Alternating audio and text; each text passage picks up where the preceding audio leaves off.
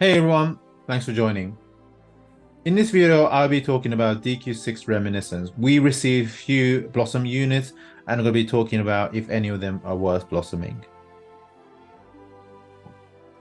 Before I do that though, I'll be talking about for DQ6 Reminiscence for new players, event overview, what's farmable, etc. And then actually talking about the Blossom units review, Terry, Ashlynn, and Carver.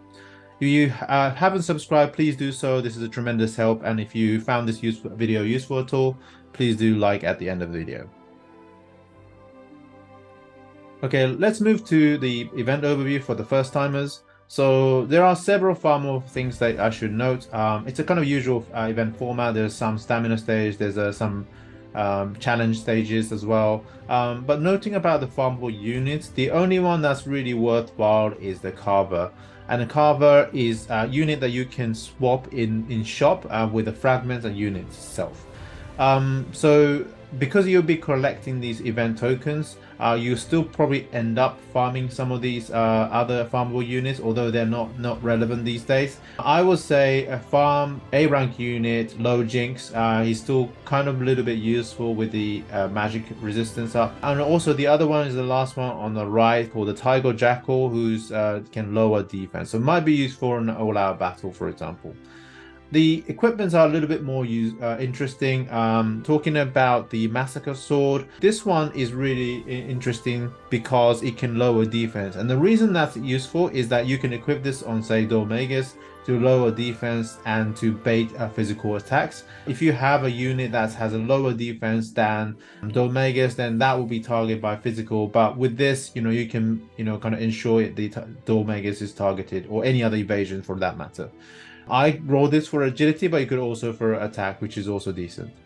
Headless armor is actually really one of the rare equipment, probably most useful in this event, and that it lowers agility. So why lower agility is important is that sometimes you want your units to act after, say, debuffer. So that's why it's important to adjust. And there's only two gears, armor and accessories. That can lower agility. So this is definitely a must get if you haven't got already. Now in the should get tier, there are three equipments. One is the orb. This still remains one of the best gear for mages. Not the best, of course, but if you roll high for whiz, then this one's really good. Vitality Gauntlet. So it's a really good A rank. It has a physical attack up passive, so that's useful. You can roll it for agility, and it won't be your fastest equipment, of course, because it's an A rank. But if you need that specific agility, then this will be really useful. And also, because sometimes you need to adjust the agility, it's nice to have this alchemy material stocked up in case you need that specific agility roll for. Nocturna Sword, I was thinking to put it in don't get, but I think it's borderline useful still if you don't have an HP gear. I'm not even going to talk about the don't gets because they're really pointless. In terms of event currencies, there are two types. One is a DQ6 currency, which you get in any stamina stages, and other event currencies are Mortimer coins, which you can do by completing hard PvE stages. This one's really good because you can swap it with orb or fragments, or some of the really nice rewards there. Let's move on to the unit review though. So a fair warning that this one is going to be just very short review, all on one page, quite worthy. But I don't think each of these units deserved a full video. So here it is. So starting with Terry, my verdict on him is around 3, 2.5 to 3, so just below average, which might come as a surprise to some of you, because I think there was a kind of a little bit of hype around Terry being that version of Human Sorrow, and they're not wrong in thinking that, but there are some shortcomings that makes him quite less useful than Sorrow in my opinion. So let's look at one by one. So why is he called a human, that version of Human Sorrow, is because he's got the last stand, so he can survive one critical hit. Also he's got a Crimson Cut shaped attack, but it's a Zap version, non-reflectable and attack scaling, so very similar to Crimson Cut. I checked the damage, and I think the Zap damage is equivalent of Crimson Cut. So in today's standard, that's a little bit on the low side compared to all the power creeps that we've seen. But what really makes sets apart Terry and Sorrow is that Terry doesn't have Wrath at Awakening 3, which allows him to allow Sorrow to increase damage by 50%. He also doesn't have a typeless attack, so that's a really huge downside of Terry, and that's why I say I don't think he's as good as Sorrow. He does come with a lot of the Blossom nodes geared around Zap Physical, which makes his existing Zap attacks quite strong. And actually to the point that it's actually stronger than Solo's attack, which is pretty impressive, right? However, his standard attack is only range 3, so a much narrower AoE range.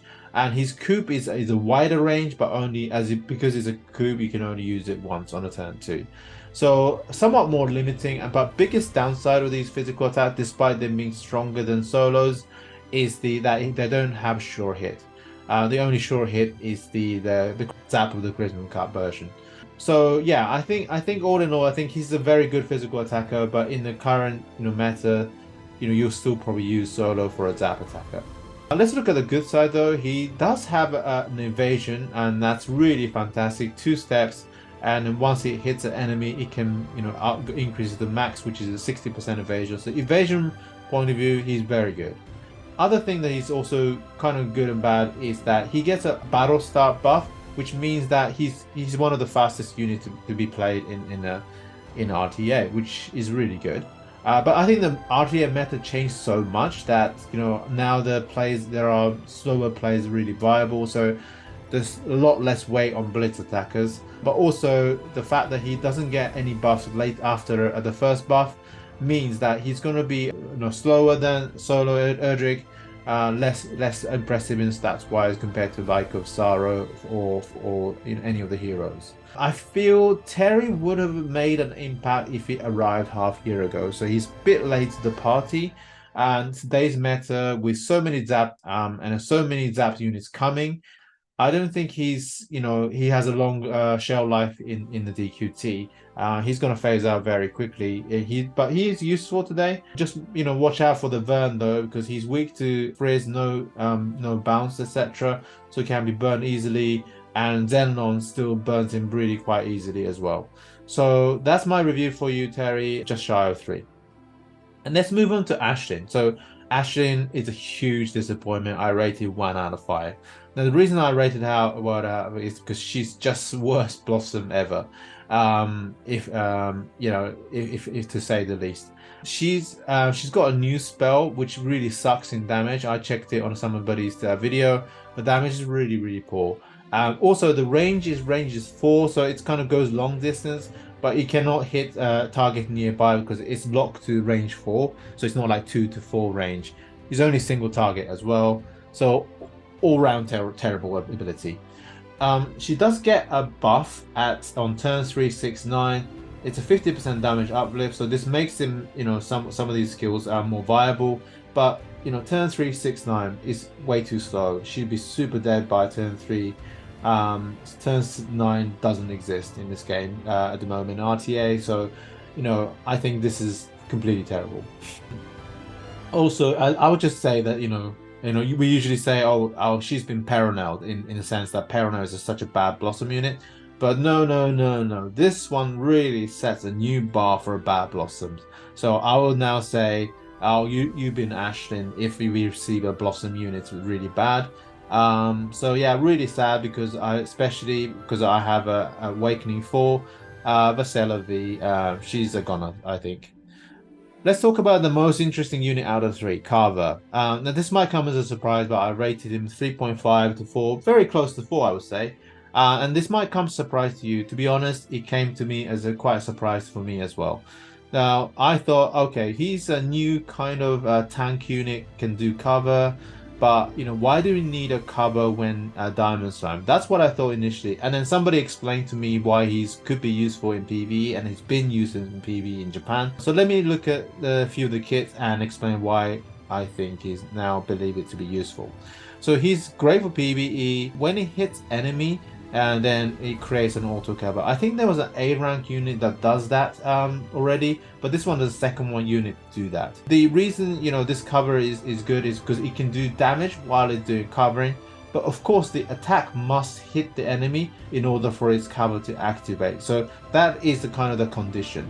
However, he does have a new ability that's basically range 1 to 2, so kind of versatile range, does 6 multi-hits. Now multi-hits becomes really useful in the future, as you'll see as the the meta progresses, but also this one really has a good synergy with that cover mechanics, because if you hit an enemy despite Carver's agility being low, one of the 6 is bound to hit enemy. So that's a really good thing. One of the 6 can hit the enemy and generate cover. So quite consistent, reliable cover, I would say. The next one is that the actually our existing ability for 1 turn only, but it can reduce 15% of damage and also increase damage by 50%. So it might be the skill that you use the very first turn.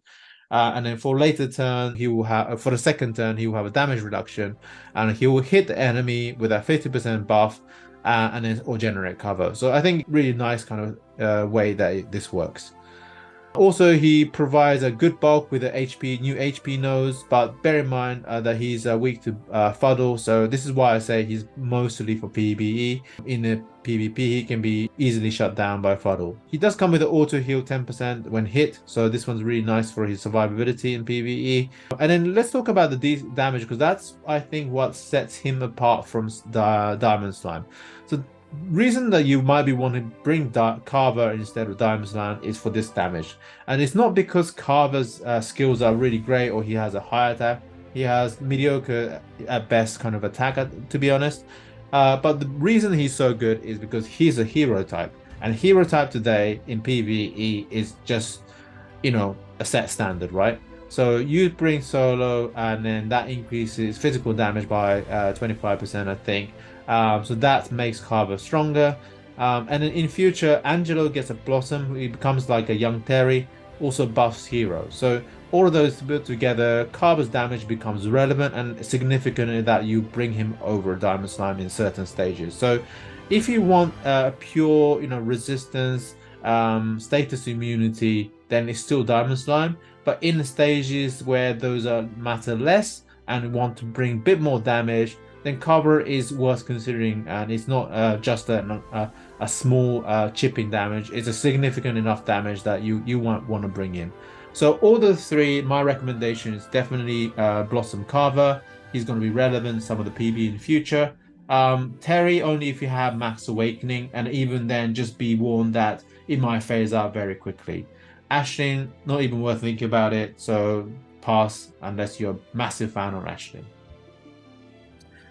So that brings me to the end of the video. Once again, thanks for joining and hope to see you soon.